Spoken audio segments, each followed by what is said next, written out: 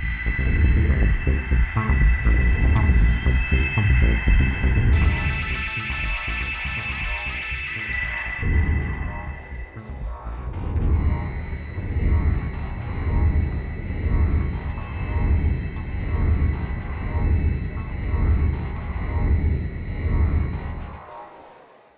it's Marc Loftus. I'm here in Las Vegas, 2014 for the NAB show. We're doing PostTV at the Post booth, and I've got Joel Stoner. Joel, thanks for joining us. Happy to be here. At NAB. Now, I'm familiar with your company and the work that you guys have been doing in studio management solutions, but you're always expanding on it. Maybe you could tell us a little bit about Studio Suite. Of course. For our readers who may not be familiar with it and what it offers them. We like to think of Studio Suite as studio and production management software. And by that I mean, if you're producing a big volume of content, audio, video, or film, you've got a lot of resources that you need to define, rooms, people, equipment. They have a lot of metadata about them, including rates, how much you charge by the hour, by the week, by the day, and also what the expense of those items are. So you start to build those all up, and then you can add those into a project to create a budget with all of the default rates. And within that budget, you can track not only what you're charging, but the expense, of course. And then that eventually, hopefully, turns into an actual. And then from there, those actual items, the rooms, the equipment, the people, the services that you're providing, can show up on a calendar. And that calendar can be on your screen, on your mobile device, Google Calendar. And then everybody can make the adjustments to it as needed. And then at the end, it shows up on an invoice. And then all along the way, you're tracking all the media assets that go along with it. It's software-based, PC and Mac. Totally cross-platform, Mac or PC server, access it via Mac and PC clients. And iOS devices, of course.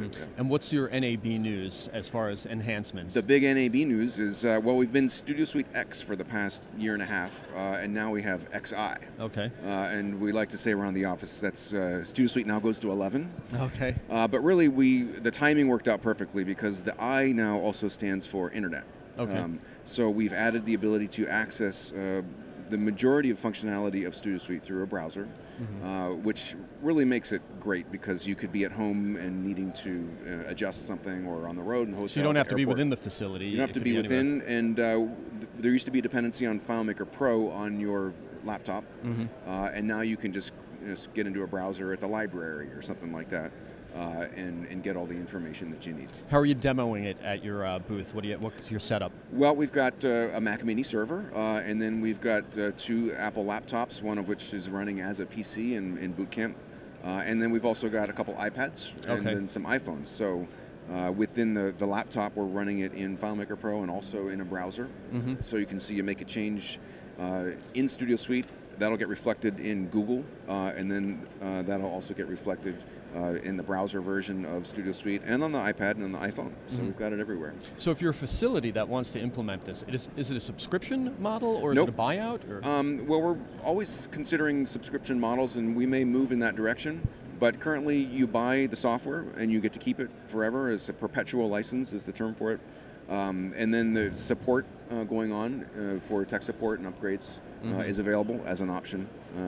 Okay, so you have a solution for studios, but you also have a solution for freelancers, DPs. That's right. Thanks for bringing that up. Yeah. So about 6 months ago, we announced Studio Suite Solo, and that's aimed initially at hobbyists and students that want to learn about the guts of what we do.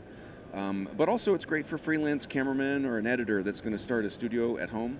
They need to track their hours, their projects, their clients, their media assets, make invoices, the equipment. And so it's the full set of Studio Suite tools, but priced affordably so everybody can have it. I've seen on your website a list of your clients, and you've got them really arranged. Can you rattle off a couple of names off the top of your head? Or? Sony, Warner Brothers, Fox, Microsoft, NASA, pretty much all the government organizations. Housing and Urban Development, the Army, the Air Force, the Justice Department's crazy. But we're not just government, of course. Not 1,000. I'm exaggerating. A lot of educational institutions, major advertising companies. It's really the full gamut. It surprised me. This started off as recording studio software. But now we've got Fortune 100 customers that we would never expect to have, real estate companies, gas and oil companies,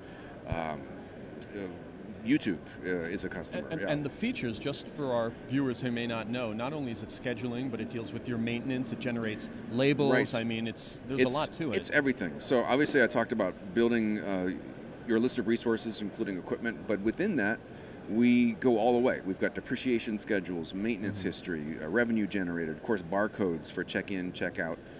There's even something called a web viewer that allows you to flip through all of your equipment records and view everything on the internet, whether it's a Google search or a direct link to the manufacturer. You can see their site or what everybody's buying and selling that piece of equipment for on eBay or Craigslist or Guitar Center. So it's just the nth degree. We go all the way. We go to 11. Yeah. Is there any features we haven't discussed that you want to point up before we wrap? Yeah, there is one. Another big feature in this release is media asset management. Okay. We didn't really talk about that, but Studio Suite does include a library module to track all the media assets.